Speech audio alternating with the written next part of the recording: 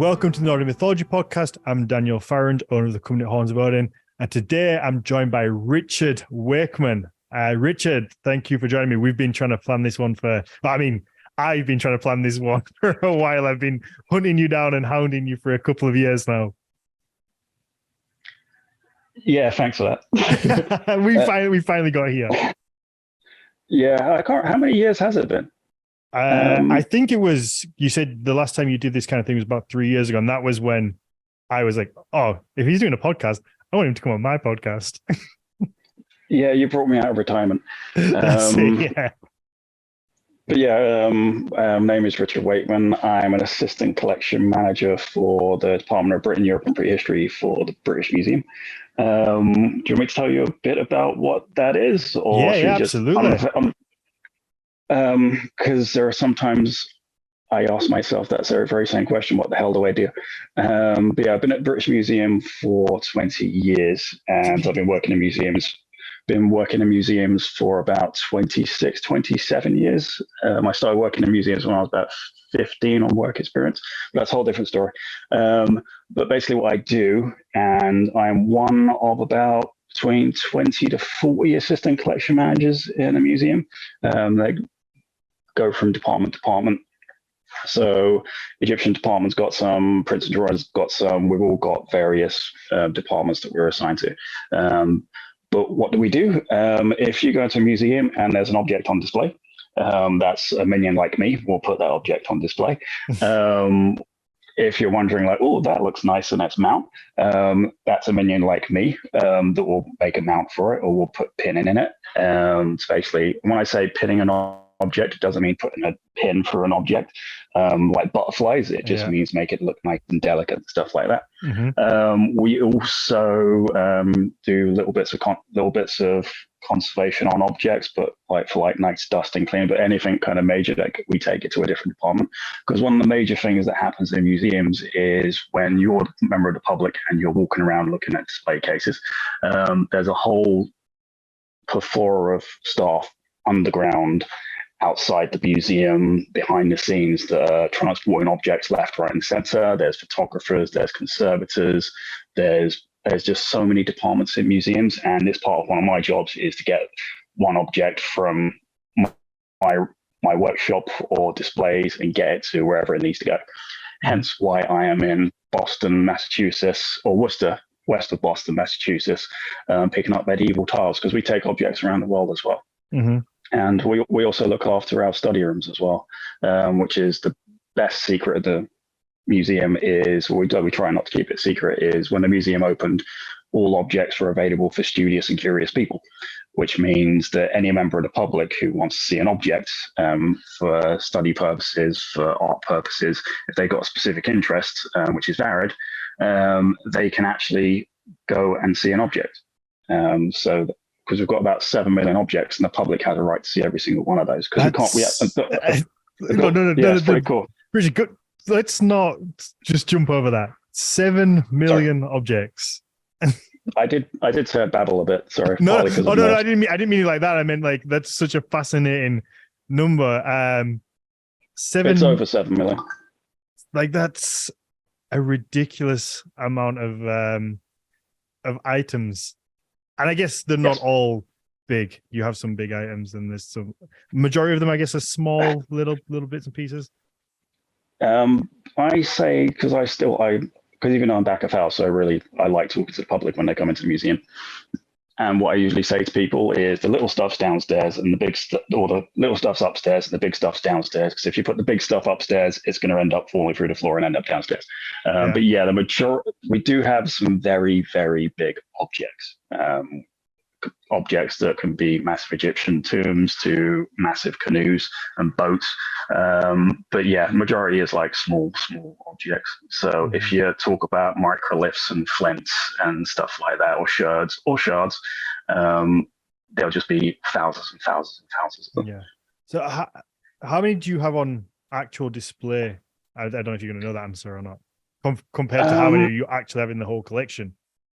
The last estimate, I think, but this isn't just our museum, it's most museums, and every single museum around the world you go to, the one main thing they'll complain about or say about is troubles with storage, because there's never enough space. So I think we estimate between 5 to 7% is on display, and we'll be lucky if it's 10% of the collection on display. Wow. And how much is out with other museums? That's a good question, because at the same time we've got the medieval tiles from the Chertsey tiles that I'm deinstalling here. There is an Egyptian exhibition going around. There's a couple of Egyptian exhibitions going around Spain. We've always got something going around the world at the same time. So, but to say a percentage of the museum's collection going around the world at the same time for special exhibitions, I'd say it's probably less than 1%. Okay, so it's not a big amount. Yeah, if we said roughly there's about 144 objects in one exhibition in Spain, if you put that percentage into over 7 million, it's not that much. But we do have permanent loans with other museums as well. So that loan will be, I think it goes around like every couple of years to extend a loan agreement, but some objects are just permanently somewhere else, which is pretty cool. Yeah, absolutely. So, I mean, that was a very good intro, because what I wanted to kind of preface that the reason why we're not going to focus on just Viking Age today. We might touch on some little pieces that you've got there, but when I came to the British Museum, you were kind enough to take me on it was a quick tour. We had like an hour, and you took us around quickly and kind of showed us all the fascinating things. But the whole way around, I couldn't help but think that not everybody gets this experience. Not everybody gets to go to the British Museum and walk around with you or somebody like you that is going to tell them about all the fascinating bits, tell them all the history, tell them how a museum works. And I think a lot of people don't know how a museum works, or they don't understand the inner workings behind, which is why I pushed to do this episode. I'm like, I think people would be fascinated in kind of understanding on how objects get from the British Museum to Boston, Massachusetts, the process to get them there, how they get put on display, and all these little kind of nuanced questions that nobody ever gets to ask, I guess. With a 2-word answer, very carefully. Yeah, I bet that is that's like the motto that's above the door wherever you go, is just be very careful. Considering I work with the public for so long going into museums, I wish that was the motto going in, but the public probably wouldn't read it anyway. Yeah, no, absolutely. That was the other thing when I was there. You were telling me about, was it like an Egyptian figure that someone had like broke the nose off? Like, it was like near the entrance, I think, or people like sit on it or whatever. It was something ridiculous. Yeah, I think every museum, there's always an argument of people, if you put glass in front of an object, you take the people away from the object. So sometimes there's an argument of, should we let people have full access, but then the people are being people, so they will try and touch, and then you try and restrict the access. And there's that argument of restricting access, but it's also the cost as well. I would love to put glass in front of every single object in the museum and put everything in proper ideal condition, but a museum can't afford it. The government cut our funding by so much the last few years that it's really hard coming up with that kind of money. And there'd be an argument from people way above my pay grade that would say, nope, these objects are good. And then conservation and departmental heads as well would actually say if the object is at risk, and sometimes they will go and put glass or perspex in front of it. But yeah, that's way above my pay grade. Yeah, no, it is true that when I go and see things, obviously, but I will always go with like a respectful mind. I want to be as close as possible to it, and I would rather the glass not be there and then be able to take nice pictures without the glass. But people, especially something like the British Museum, where the footfall is astronomical. I don't know what the footfall is, but it must be, millions a year, maybe. You might have a better idea. Before COVID, that long ago, on a rainy Sunday day, you could get anything between 25 to 30,000 people in a day. Wow. I think these days it's going up again, but I'm not sure if it's hit 15,000 a day yet.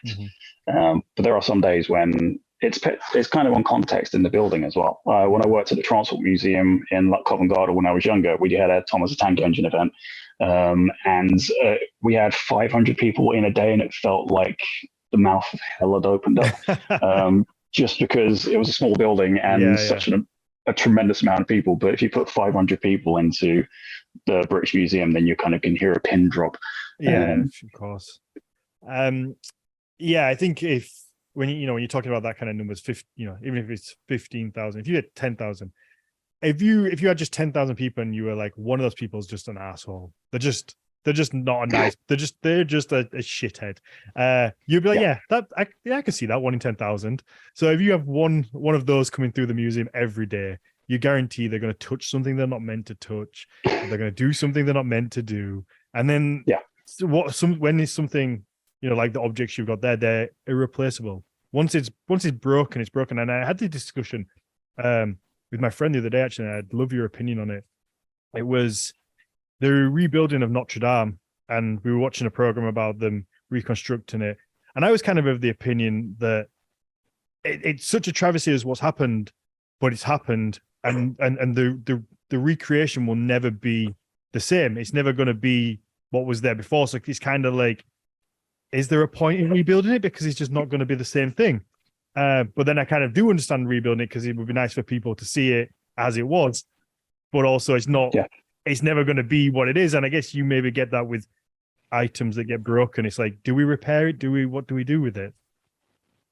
It's a really cool and interesting argument, because one of the things about my place is you can see that argument has happened decades and centuries before, because you can get objects which have been, and the Victorians were pretty cool about it as well, because you get objects which are not even the same objects. We've got a statue of Paris in one of our galleries, but it wasn't actually Paris, it was Mithras originally. But they had the torso, and then they found a hand of an apple, and they found a very pretty face, and they put the head on it, and they put the hands on it, and they just went, haha, it's Paris, because there are these various bits. And there are some objects that things might have fallen off before, because some objects just want to die. But there is an argument of, is that part of the story? Does it get put back together? Because we found other displays from like the 70s and the 60s. Does this put back together, or does that break is part of the story? And in about 20 years' time, in about 30 years' time, it's going to change again. But putting Notre Dame back together, I think it had to be done. It's still heartbreaking seeing it go up in flames. I can only run around it in Assassin's Creed so much before I actually want to see the real thing again. It is, yeah. Give me 1 second. I need to just put the dog in his crate. He's I don't know if you can hear him barking or not, but he's just stood barking at me. Feel totally free to pick him up and show him to everyone, including me. Usually, it's very cute. Usually, just relaxes, but for some reason, he's kicking off. Give me 1 more second. It's probably feeding off my nervous energy for this.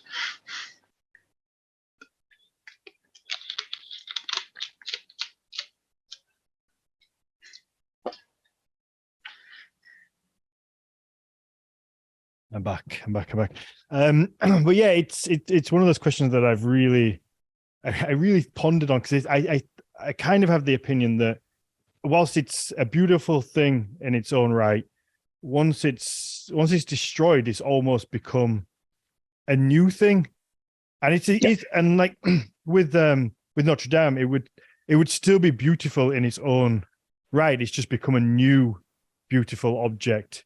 I go around and look at ruined buildings all the time. You got Fountains Abbey, Revo Abbey. There's all these beautiful places that they're ruins, and they've just become something else. And I would love to see them in as they originally were, but they're also kind of something else now. And I feel like maybe that would have been nice with Notre Dame, but then equally I never got to see it as it was. So I probably will go and see it once it's reconstructed. So I don't know where I sit with it. Well, one of the things I also do, because I was supervising gallery teams in the museum for about 10 years before I jumped to back of house, was I still train a lot of the visitor services staff. And one of the things that comes up when I do collections awareness training and other stuff for them, because I still do a bit of their security training, is one of the questions they'll use to ask. But so what happens if someone comes up with a sledgehammer and tries to smash this object? And I'm just like, well, yeah, you move the hell out of the way, because you're irreplaceable as a human being. But the objects, we're quite lucky. We've got some geniuses that work for the conservation department, and they're absolutely magicians, and they can do wonders. So, yeah, if the object breaks, and as I said, some objects just want to die. It's just you don't want to be the person that, if an object has lasted for thousands of years, you do not want to be the person, which brings that to a sudden bad ending. But some objects just die. And we've got people that can actually do miracles and put things back together, like quite amazingly, whilst you couldn't even notice the difference. Yeah, I imagine, you're talking about objects that hundreds, thousands of years old. Of course, they're brittle. And I mean, we're human beings. Accidents happen, I'm sure. Oh, I was going to ask you a question then, but there's no way you could ever answer it.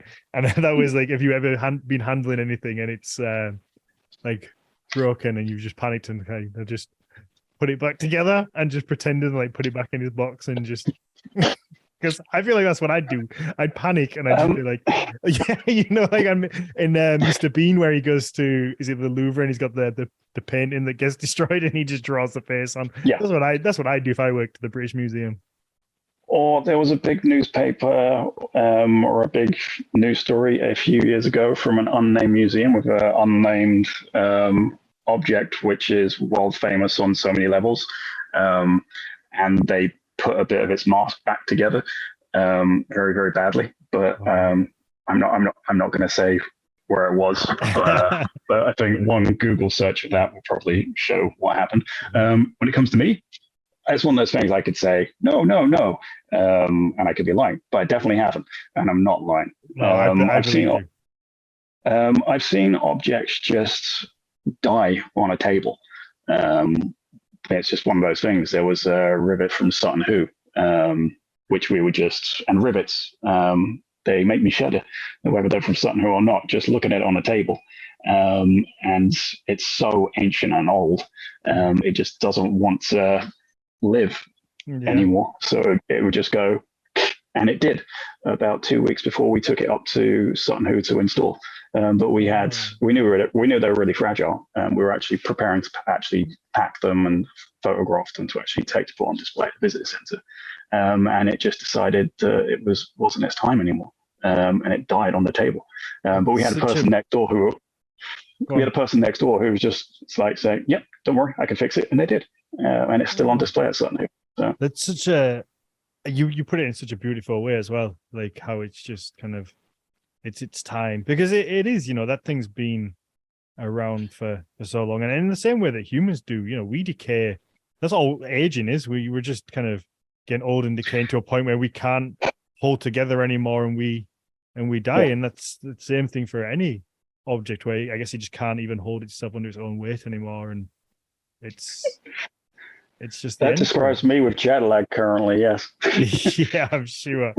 Okay, yeah. Well, whilst you're out there, obviously you said you've got some tiles that you're collecting, and the process of how you get things from the British Museum somewhere else fascinates me.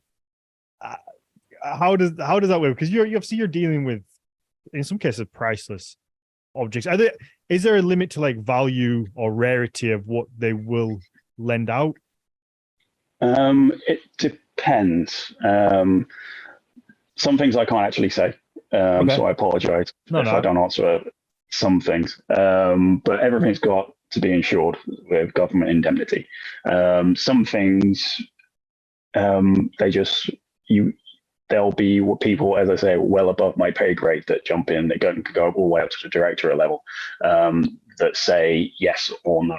The request will come in, and it could be from the Louvre, it could be from Barnet Museum, from the very, very smaller museums to the really, really massive museums, and they would put in a request saying, we'd like this, and this, and then that would go through group of people in the loans committee, and then they would say yes, and then they get or no, and then it can be appealed, and then it will go up to directorate level, and they'll say yes, yes, yes, no, no, no, no, or say yes to a few and no to a few objects, and then it gets bounced down. If when it gets to give it a go ahead, it bounces down to someone like me or another team, because there's just quite a few of us, and then we have to basically find all the objects. I apologize if this gets really, really boring, because it's quite dull. It's not. It's believe me, it's fascinating. This is the thing. It's boring for you because you probably do it every day, whereas for us, this is just something we don't get to see. It's nothing we ever hear about. We get a big list. And then basically we go around. If there are people who work in museums following this bit, they'll always know never to believe in any measurements that is given on a database, and to actually go around visually looking for every single object, find every object, measure everything, weigh everything, and basically. When it comes to actual time, you've got to take them off display, take photos of everything. Sometimes they'll need to be cleaned by a conservation department. Sometimes they might have to put that together by the conservation department. And then it's what we do condition reports. So it's basically a massive game of spot the difference. So you have to photograph every single section of an object. And it's great if it's like I don't know, like this little headphone thing. It's like nice and tiny, but you'd have to photograph every single side. Then photograph its insides like that. You have to write about what its weak points would be. But then if you're photographing Anglo-Saxon 7th century glass tentacle-like piece, then you can have about 50 or 60 photos. If you're photographing and you have to take a Egyptian bow, which is a couple of thousand years old, to Spain for a couple of years, then there's going to be over 150 photos to every single bit. And then, yeah, it gets a bit crazy. But I do like, it sounds dorky, I do like doing the condition reports, because when you have to plan out backpacking a crate, you do all the measurements. You have to get specific materials so it can take in the vibrations, and how to get. And every object has to be packed differently. You can't pack glass the same way you're going to pack wood. You can't pack massive heavy bits of stone the same way you're going to do ceramics. Everything's a little bit different, and especially if you're taking human remains as well, it's also a little bit different for that. I imagine. Do they go in those really cool wooden crates that you see on Indiana Jones? Do they go in those? Yeah, pretty much. Oh. Yeah. I was watching Indiana Jones and the Last Crusade on the flight over here, and must have looked like a complete loony, because every 2 seconds I was laughing to myself. And at the very end of Raiders of the Lost Ark, I know a lot of people in my line of work are going like, "Yep, that's exactly what it's going to be like in our store." If we had room for everything in our store anyway. But then when you get the objects, you have to make sure they're all going into the crate. And then there are various ways of getting an object across lands. You got to get trucks, or if you're going international, you go into the warehouse. You can't. Sometimes you go airside to get them on the plane. They go to their destination, and then as soon as I'm not excited for Indiana Jones 5. Thank you for the question. Sorry to go slightly off topic. Number 4 didn't even exist. No, number 4 wasn't it wasn't great. You know where that movie lost me, where they were driving. As soon as they announced the Indiana Jones 4 was when they lost me. No, they lost me when they were driving through the rainforest, and they had the two cars, and there was like monkeys swinging around. Like, for some reason, that whole scene just lost me completely. I was like, I'm out. I'm done. That's quite far in, actually, to be fair. Yeah, but when the objects go to another venue, when we get them out, we have to go through everything in reverse. So we get the objects out of the crate, working along with the conservator. We go through every single photo, see if there's any difference.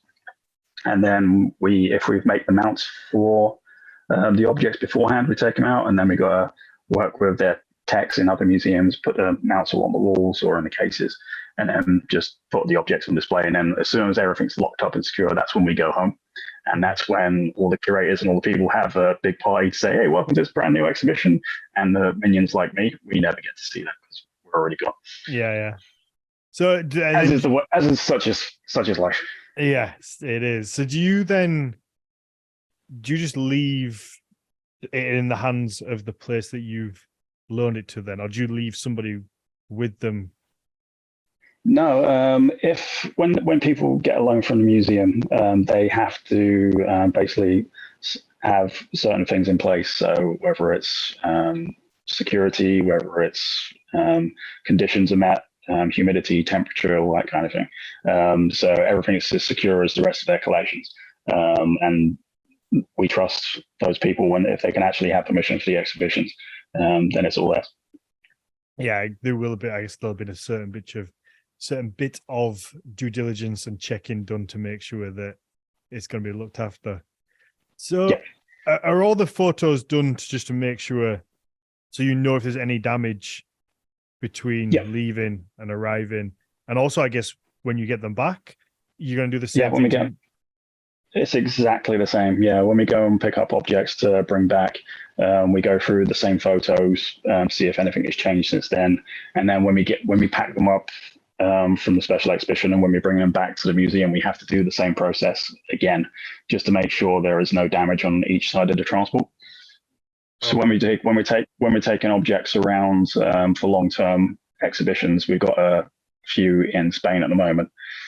They're jumping from exhibition venue to exhibition venue. So they'll go from Barcelona to Madrid, then Madrid to Seville, and then Seville to Tarragona and various other bits around there. They'll be condition checked before they go into their crates. And the next time they go to the next venue, they'll be checked as well. So even though it's in one country, every venue they go to, they have to be checked and then rechecked when they come out again.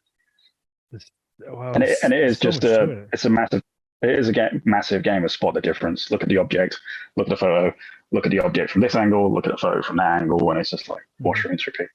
And how often is there actually a difference? Because I imagine it must be so rare that sometimes you must just go into like autopilot mode almost and just be like, yep. But it must also happen sometimes where there is a difference. Someone in Spain used some super glue to stick something back together, and you're just like, no. No, that wouldn't happen, because if anybody wants to, if anything happens in a case, like if the temperature spikes or if the humidity drops or humidity spikes, the museum, we can actually look at different temperature humidities, and there's alarms that go off to actually trigger like, email to this person, conservation gets involved, and then they have to actually call us, and we have to either give people permission or we'll go out there. So if a couple of people have to go to somewhere in the States or back to Barcelona or something, then we will. No one opens the cases and stuff like that. Until somebody gets there to check it.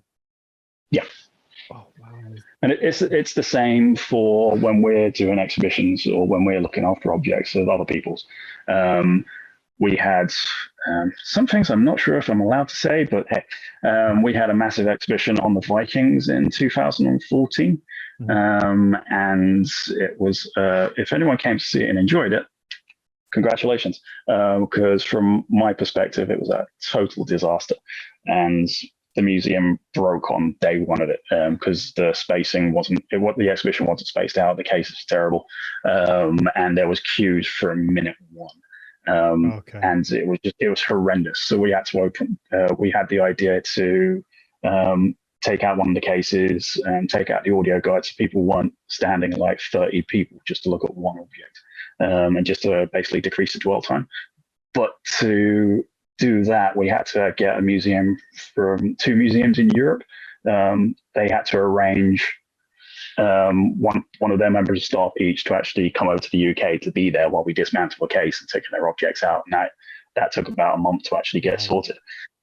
So yeah, other museums had the same policy when it comes to objects like that. Some people are going to go, and the different museums have got different relationships together. So some museums are going to go, oh yeah, we've worked with you before, that's totally okay. But some of the museums rightly would say, no, it's cool, we trust you, but our policy is somebody's got to go and look at the objects, so that's how it's going to be. This is so fascinating to me.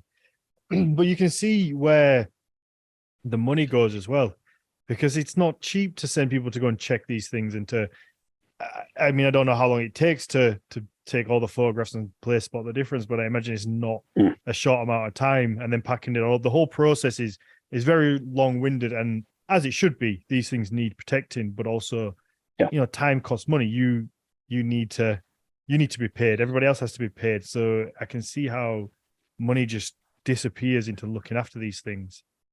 I guarantee you no one goes into museum work for the money, that's for sure.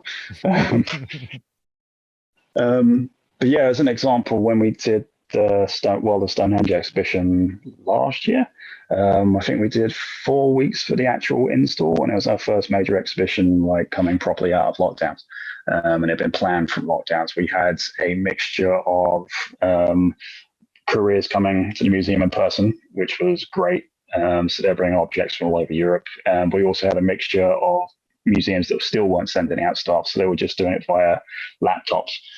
So yeah, when I was doing a battleground section of the exhibition, I was on video. 2 laptops were watching me from Germany. One was watching me from Switzerland, and then I had another courier standing next to me as well, saying, "Oh, last time this object came out, it was broken." And I was like, "Oh, thanks, no pressure at all." When I was trying to put it on display, and you were worried about coming and talking to me, and you've had that kind of pressure. I was thinking about it. I've been nervous all day about doing this, and I was like, looked at a picture, and I thought, I've held objects from like the ages, steady hand, and then I'm a bit introverted, so this is a big step for me. I guarantee people are going to find this amazing. But yeah, that is quite interesting. How you've held probably some of the most priceless objects there is, and then. But it's how everybody is, isn't it? We're all different. But I appreciate it, and it's been a lot of fun so far, and we've got a lot more to get to. Well, I could show you. Like, am I able to share a picture or two to show some of the things that how do I do that? Absolutely. Let me. And I apologize for not being very technical. No, don't worry. I've just given you screen share, so you can, at the bottom, the little green button, you should be able to share your screen, and then you'll be able to pick either a specific tab or a window, just so you're not showing all your private information if you've left any of it up. It always strikes the fear of God into me when I have to share my screen, just in case I've left a little loose tab open of something, and everybody's mind always goes to the smut, but it's not even just that. It could be anything. And I was like, I just freeze. Mine would just be the recent music I was playing. So whether it's showing my dorkiness going between Castlevania soundtrack and Slayer videos, just to motivate myself for this conversation. Right, bear with me while I also figure out how to use a computer. No, don't worry. There we go. So whilst you're learning, I was going to ask you, do you have, is there one time period that is always the most popular? Because you said you've been there 20 years, or does it change? I imagine the Egyptians are always popular, but does it change cultural as through the years you've been there? Is it always one or the other? It's a good question. And when I was working on visitor services, it was one of those cool things because I could jump around the museum quite regularly. Every day I would go to a different era. So I'd go from the Egyptians to the Assyrians to Babylonians to Greece, and it's all different elements of Greece as well. So it's like Hellenistic, classical, just all over the place. But without trying not to give you my whole life story, but when I started, I responded to a couple of disasters in the museum over the periods of time where I've worked there. And I asked, have you got that? I've got it, yeah. So my pictures, cool. Over time, I got to know some people in the Middle East department. So because the Middle East department was one of my favorite departments. But then after I was volunteering for the Middle East Department on my days off, I also started working for the Prehistory and European Department, which is where I definitely wanted to work. Because how do I change photos? There we go. Yeah. So as you can tell by most of the photos, I seem to have landed on my feet. I would say that it used to change daily. One day I'd think, oh, the Egyptian department, because I do like working with human remains. But as you can tell from here, prehistory and European section is definitely my favorite section. Yeah. But I'm always torn between Latin, the Iron Age objects and collections we have, and then the Sutton Hoo collection. It's as you can see from these shoulder cloths that are in my left hand right now, because they're just absolutely. It's an honor and a privilege to actually not only are the objects amazing, helping be a part of the story and how we maintain and look after these objects for the next. Hopefully, you never know what way the world's going to go, but the next couple of 100 years old, and it's just taking care of these kind of things is just a privilege. So I would go for time periods. I would say, can it be from anything from 500 BC to 1100 AD? That's like my love. But then that's just on so many different levels and cultures, especially in migration periods around Europe and that kind of thing. If you're asking for my favorite objects, it would probably be Vindelander tablets. They're one of my favorite objects, along with Sutton Hoo. Okay, perfect. That's just I love these photos. I've just got lost for a second and forgot that I was meant to speak. Yeah, sorry for the various slideshow, but that's just part of don't worry. Part of what I get up to. Yeah, it's. Do you?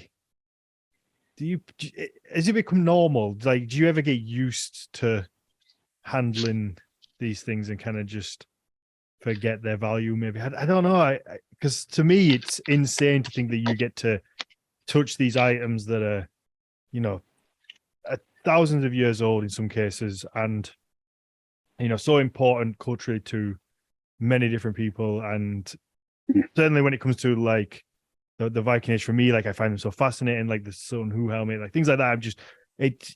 I'm in awe of, and I've seen them on TV shows and documentaries I've watched and pictures, and I've obsessed over them. I've spoke about them with people on here, and then when I get to go and see them in real life, I'm like, that's it. That's the thing that I've been looking at all this time.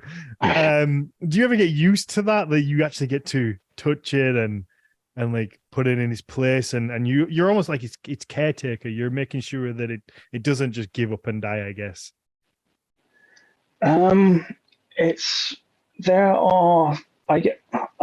Personally, no. Because the moment you get used to something, you take it for granted. Yeah. And the moment you take it for granted, then something's going to fall off and break and you lose your job. And like I said earlier, you don't want to be the person who ends the life of something that's lived for a couple of thousand years until it met you. Especially if it's a popular item as well. Because not all we items are made equal, are they? There's some that are just more popular, and if it was one of the really good ones and you broke it, you'd just go down in history as the guy that broke. There was a member of staff had to put back a Portland vase back together after a member of the public broke it, and that took him a whole year. Portland vase is this cameo glass vase, and it's just one of a kind. And then a member of the public came in, I think it was the early 1900s, and smashed it with a hammer. And a member of staff had to put it all together piece by piece. And then it was the same person who put back, as you see it now, the Sutton Hoo helmet. The same member of staff who turned that into what it is now. He had to take apart the Portland vase piece by piece by piece by piece, because the actual adhesive was deteriorating. So instead of letting it fall apart, they intentionally took it apart piece by piece to actually put it back together with like modern adhesives. So in answer to your question, sorry, I did a long-winded way of answering your question. I I don't take for granted because it took me such a long time to get where I am. And because I used to come to the museum, and I go to museums all the time. I used to come to the museum as a kid. I worked for visitor services for so many years, and I used to love talking to members of the public. I still love walking through the galleries and telling members of the public, oh, check out this bit, this bit, this bit, this bit. If you look around at the back, and you might catch a glimpse of this as well. So I know what it's like as a member of the public going to a museum. And it annoys me sometimes when I see other members of staff sometimes taking it a bit for granted. They might not have ended up in the department they want to, so they just be like, oh, it's just a brooch, or it's just a sword, or it's just a talk. And it's just kind of like, don't say it's just a talk, it's the Snettisham like great talk, or it's just it's like just because it's not your thing doesn't mean it's not somebody's thing. Yeah, it's true. And I'm like a kid in the candy store sometimes. However, I do have to say, in sometimes when you have to move hundreds and hundreds of bags of shards or hundreds of tiles, which are nothing. There's nothing on them. Sometimes there is stuff with no historical value, no historical context, and you're just thinking like, oh, kill me now. But then you have to think sometimes that like in 100 years that might actually have some context, or there are some days when you think like, just put me out of my misery. But then you walk around the museum, even though you go around to a store in your lunch break, and you're thinking like, this is what I do. You walk through a gallery and you can hear a gasp of like someone going, oh my God, I finally get to see it. And you're thinking like, yeah, exactly. And I like stopping for those people as well. I like, as you found out from me dragging you around the museum in like less than an hour because we didn't have much time. And I do like taking people around and like saying like, oh, you should see this, you should see this, you should see this, and then maybe tell a stupid story about it at the same time. Oh no, it was fascinating. I appreciated it so much, and that's why, again, like I say, I was so keen to do this episode because people don't get that opportunity. Just to see the inner works. I had no idea how this stuff worked before. You mentioned somebody broke the vase with a hammer. Does that happen quite often? Do you get like risks of vandalism on purpose for political or whatever reasons? Doesn't happen much. I can't remember the last time somebody actually intentionally wanted to smash something. But there are. We've named the giant elephant in the room that I work for the British Museum, and they might be seen as sometimes the bad guys in history for museums. Mm-hmm. It is what it is. So we do have protests. I just have to say in the proviso on my Instagram profile, that anything I say is my own personal point of view and not that of my employers, I should say. Hopefully that gets me out of jail if I say anything I probably shouldn't have already. But yeah, a lot of museums get political protest, oil protests, whether it's sponsorship or even just because they know if they protest in a place like ours, they will get more publicity for it as well. So many different issues that come through to my place, whether it's sponsorship or, even things like repatriation issues and stuff like that. But for smashing objects, no, we get a thing of people leaving things next to objects to make it look like objects have been smashed. Oh, really? I thought you were going to say more like an offering type situation. We have had that a couple of times.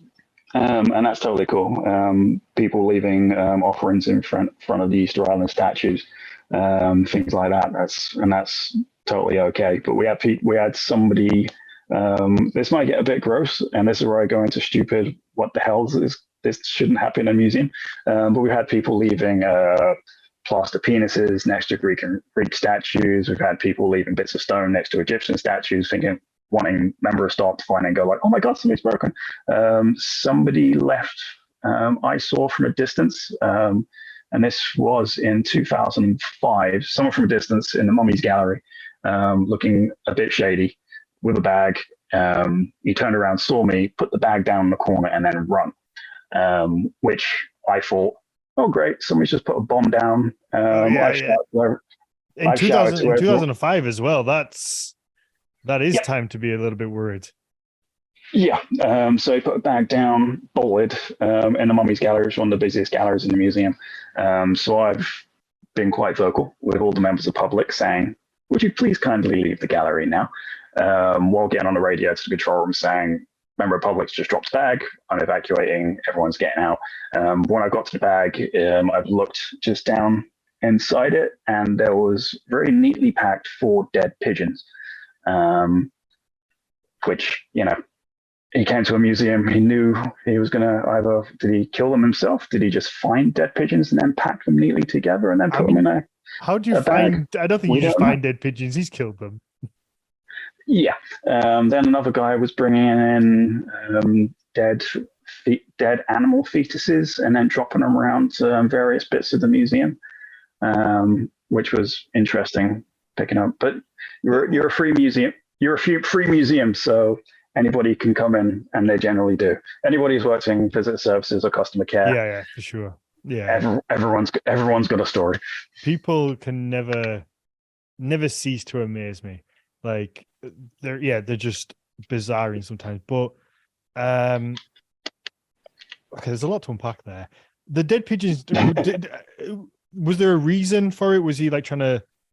Was there any rhyme or reason? Were there like pigeons in the exhibition? Maybe, I don't know. Like, no, he was in the wind. Like, I saw him, and I was more focused on the bag and getting all the members of the public out of the place. So yeah, he was gone. Just random. People are very random. I do miss working with them that much sometimes. Yeah, I mean, yeah, I don't really even know what to say, because it's so bizarre. I don't really even have an answer for it. Like I can't even speculate, especially like the fetus one. Like I can't even speculate like the reason why, unless it's just it is just to cause upset. Yeah, I think some people just do things just to cause a scene sometimes. The dead fetuses of animals, like those are photos I won't share on Instagram. Yeah, absolutely. Although to say that I do, because I teach to newbies what we call integrated pest management. So I do have a whole box of dead insects, a dead mouse with larvae and eggs and everything coming out of its decayed body, just to kind of explain what you're looking for and about the ways insects and animals can damage objects in the collections and the museum. So I do have dead things underneath my desk at the same time. So, but at least that has purpose. It's not just randomly dropping them around the museum for some reason. Oh, don't tempt me, Frodo.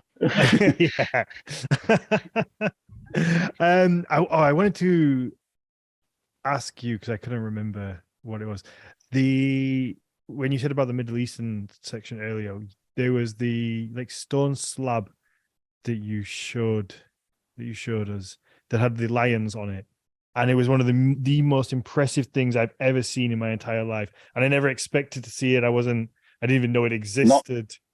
Not if you like cats. It's not great if you like cats. That's true. Yeah. But even if you like cats, I think it's still, you still have to appreciate it for what it is and its beauty and its detail. What was that? Can you give like a quick little? Yes, that was the wolf friezes for Ashurbanipal's palace. And Ashurbanipal was one of the biggest Assyrian rulers. We had a massive exhibition of his as well. He had a massive library, but basically, because there are so many different like intricacies to the friezes and the actual winged lions and winged bulls. But yeah, they were all painted. And it's not just the lion hunt, which was one room. We have like a whole corridor that left, that basically led to his throne room as well. And they're all vividly painted. But the lion hunt scene was basically him or the actual artist was basically saying that he's looking after his people, because it gives the impression that he is basically going around on a chariot killing lions for his people. But the way you can make out from the frieze is that all the lions were actually captured, and they were basically set up in a mini kind of arena, guarded and like encircled with like guards with shields, and he is the only person allowed to kill the lions, and he's basically doing his kingly duty. But they are painted in quite low relief, actually carved out in very low relief, and they are so vivid. There's one famous one of a lion vomiting blood, and you can actually see that an arrow has pierced its spine. And so its stomach is dropped. And it's very, very, very depressing. I mean, I'm more of a dog person, but it's still very, very depressing. But on the opposite side of that gallery is what they call the Siege of Lachish, which was featured in the Bible, and it basically got turned into a hill. And it started out in the interpretations. You can actually see and like you go to a library and look up Lachish, and you'll see this tiered-looking city, which is quite close to how Gondor looks in like Lord of the Rings, and it basically got reduced to absolutely nothing. And you can see it played out in this massive frieze. And again, that combined with the lion hunt and all the people escaping from Lachish basically got taken into slavery, which you can see in another section further down the hall. And then basically it might have been the front door of the palace. You would have, if you come in with like trade negotiations, or you wanted to give Ashley Barnapower a piece of your mind, you'd be walking through all of this displays, seeing it all vivid. And by the time you get to having your meeting, you kind of go like, "Hey, how you doing? Nice to meet you. I'm just going to leave." They're amazing. If anybody would like to see a little bit of it, if you watch the first Wonder Woman movie, you might see her walking through a corridor in the Louvre, and that is actually the corridor of the British Museum and the Assyrian collection. We had to change all our signage to French because we pretended to be the Louvre, which was quite insulting. But yeah, Wonder Woman didn't work she worked at the Louvre in the movies, but it was actually filmed at the British Museum, the internal shots from the movie. Why didn't you just work at the British Museum then? I don't know. It feels like the British Museum has a lot of cool stuff. Just let her work there. I think we were cheaper. Oh yeah, maybe. But ironically, I think it was the end of the Justice League when or one of the Wonder Woman movies, you saw her standing outside the British Museum after she foiled a breaking or something like that, and you did actually see her stand outside the British Museum. It was kind of like, yay. But it was good. It was a good film shoot. That was like 2 nights till like 6 a.m. or something like that. It was pretty cool. I bet, yeah. But did you get a lot of that kind of stuff of movies? And because was it Black Panther that was at the British Museum? Was it Black Panther? No. Which one was that? No. That's well, yes and no. It was I can't remember what they called it in Black Panther, and it did look suspiciously like our African gallery, but it wasn't filmed at our place. Was it a made-up museum for the movie? I think it was a made-up bit for the movie. I don't know the intricacies, and I probably not allowed to talk about the intricacies. But I think when it came to museum staff getting killed on screen, that might have been where they kind of said, maybe not. Yeah, that's a good point. I didn't think about that. But did you get that quite often? But however, saying that, they did film, or they did, I can't remember which one it was, Multiverse of Madness, the Doctor Strange movie. Some of that was filmed in the Great Court, and Patrick Stewart got killed in the Great Court. All the other superheroes got killed in the Great Court. So, it was nice to be in the Marvel Universe for a second, but, Did you get to meet any of the stars? I've met a few people, but I probably shouldn't say their names. But I met a few people. I met Mackenzie Crook doing the Christmas special for the Detectorist. He was quite lovely. Oh, nice. And I did meet Robin Williams at Night at the Museum free, and he was really nice too. Oh, Even though nice. even though Yeah. we got told we weren't allowed to talk to anybody, don't even make eye contact Oh, with really? some yeah, don't make eye contact with some people. And then Robin, it was like 3 o'clock in the morning after a 3 night shoot, and he was standing. I was just completely out of it, talking to a colleague, just so very very tired. Hmm. And then all of a sudden, Robin Williams is standing next to us in all his regalia. Oh. I hadn't seen any of the Night at the Museum movies, so I didn't actually know what the hell was going on. But then all of a sudden he was there, and then me and my colleague had been told, don't look at anybody in the eyes, don't talk to anybody. And he's just like, hey, how you guys doing? You okay? And I was just like, yeah, yeah, great. I'm not allowed to talk to you. What the hell? No, I Yeah, think you can if they talk to you. It's that kind of situation. that was definitely it. But I met the monkey, and I had the monkey from the movie on my head, and that was cool. Oh, So wow. you get you get perks. Yeah, absolutely.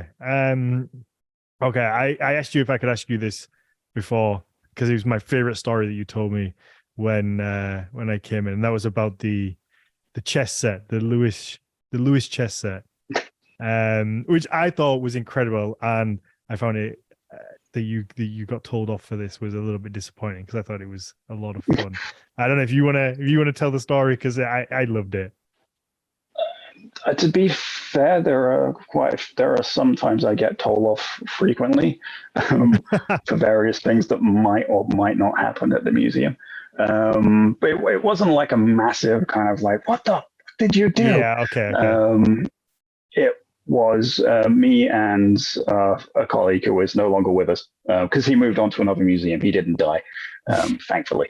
Um, we were going to Lewis Chessman case to do various things because we try not to open cases, but when we do, sometimes we have to do a little bit more than we want to. But when we're moving the objects around, um, I personally, I'll take full responsibility for it. I thought No, he's not all the there anymore. horses. Just blame him.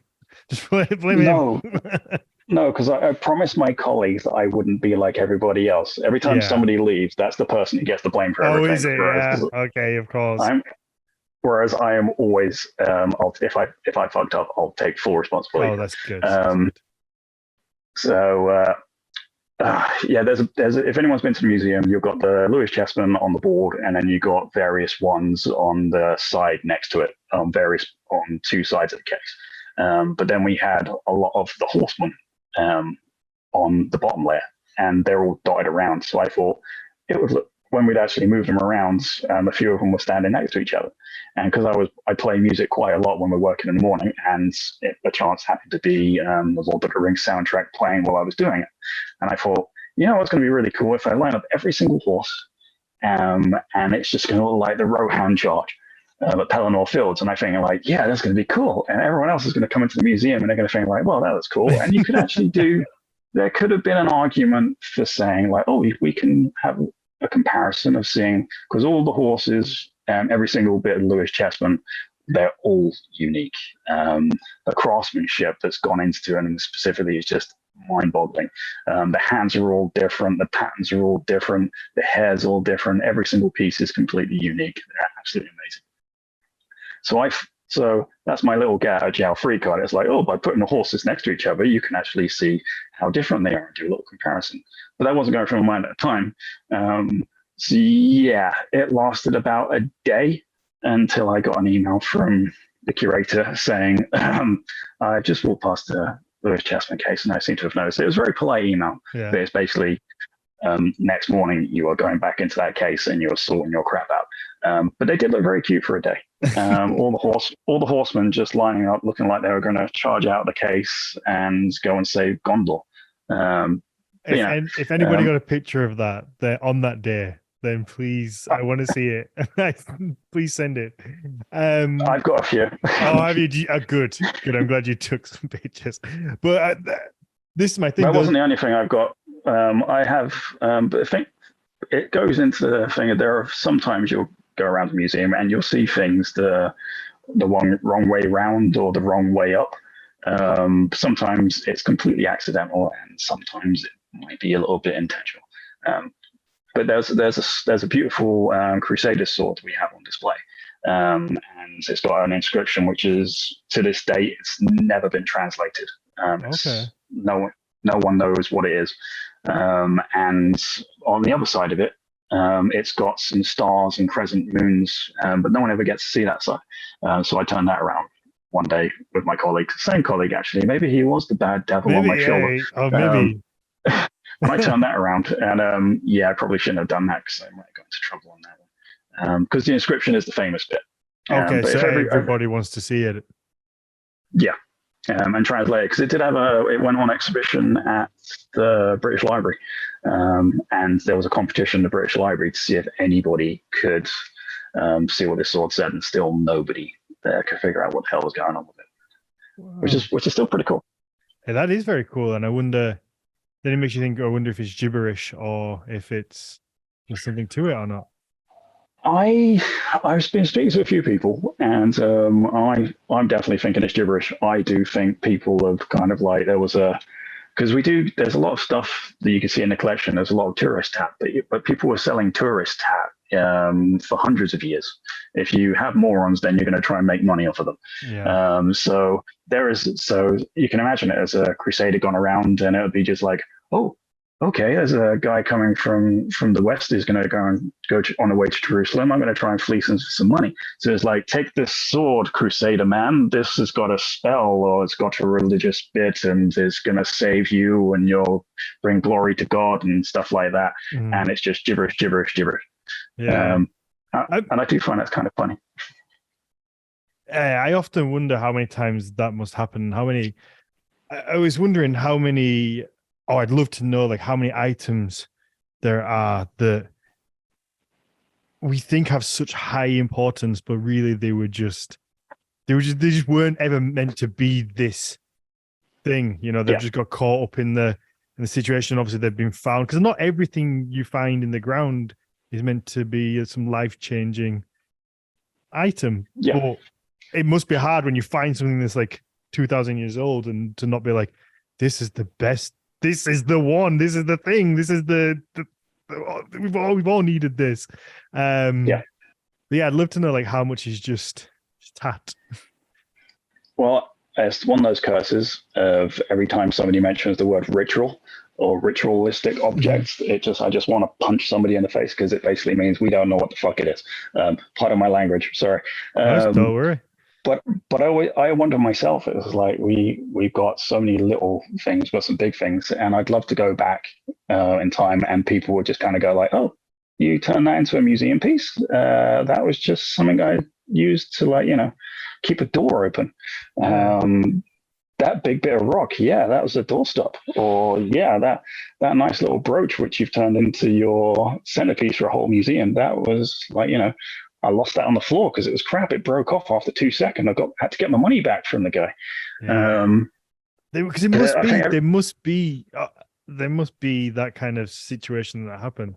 But then going back to flip it back to like the conversation we had at the beginning with Notre Dame, you also once you had that story of something, if that happened, of like this was actually a doorstop, then it also has a really cool story to it. So then it becomes a centerpiece. It's like a self-fulfilling prophecy in a way.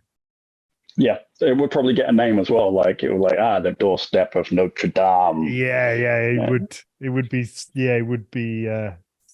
They would become very important, I guess, in its own right. But, going back to we're talking about favorite things. One of my favorite objects, but it's not like one object, it's many, is the Vindolanda tablets. And that's why I thought I might bore you, because it's Nordic mythology and they're Roman objects. Because it's one of those things that correspondences these days in 1,000 years or 2,000 years, are they going to turn into another museum piece?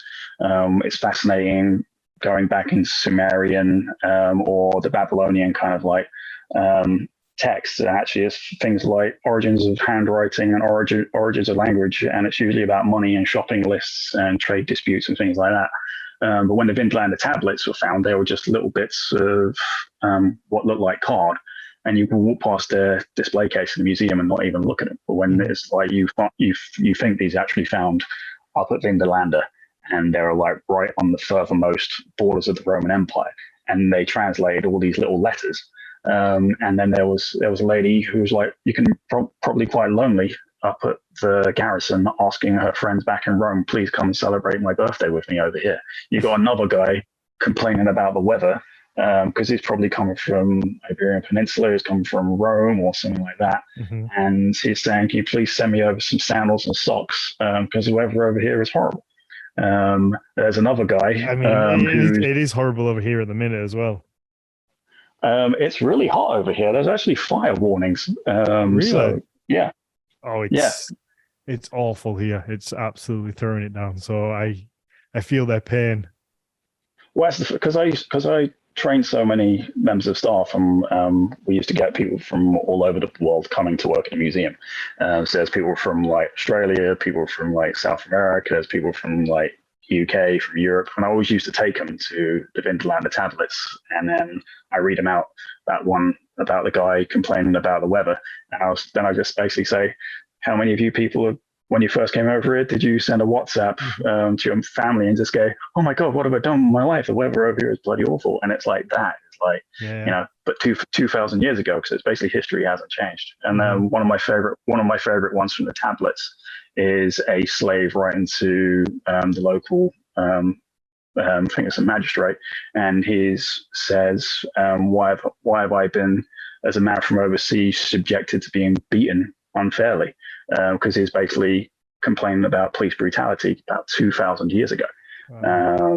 And again, to show you that history really doesn't change. But as the value, there is no financial value because they're not silver, they're not gold. But historical and context, it actually takes you and puts you in the feet of that person. Like 2,000 years ago, you can read their very words. So if you put a letter, or like you're writing your shopping list for dog food, new microphone, or something for your podcast, if somebody finds that shopping list in about 2,000 years after the world has been annihilated, that could actually have historical context and could be worth more than the Sanu helmet or the Snettischen talk and stuff like that. Sorry, romanticizing. No, don't. Yeah, I think that's a good point for us to wrap this up on. We've done over an hour, and we're gonna do a little Q&A after. And I'm sure I want to give plenty of time for that because I'm sure people are gonna have a lot of questions for you. This has been absolutely fascinating. So, for anybody that does want to check out the Q&A after this, it's over on Patreon. It starts from £3 a month, so it's like buying me a cup of coffee once a month, and you can get all the Q&As. We do one with every single guest. We do a Q&A after, and you can ask your questions prior or during the live show. Yeah, it's a lot of fun. We have the story times with Jonas Lorentzen over there as well.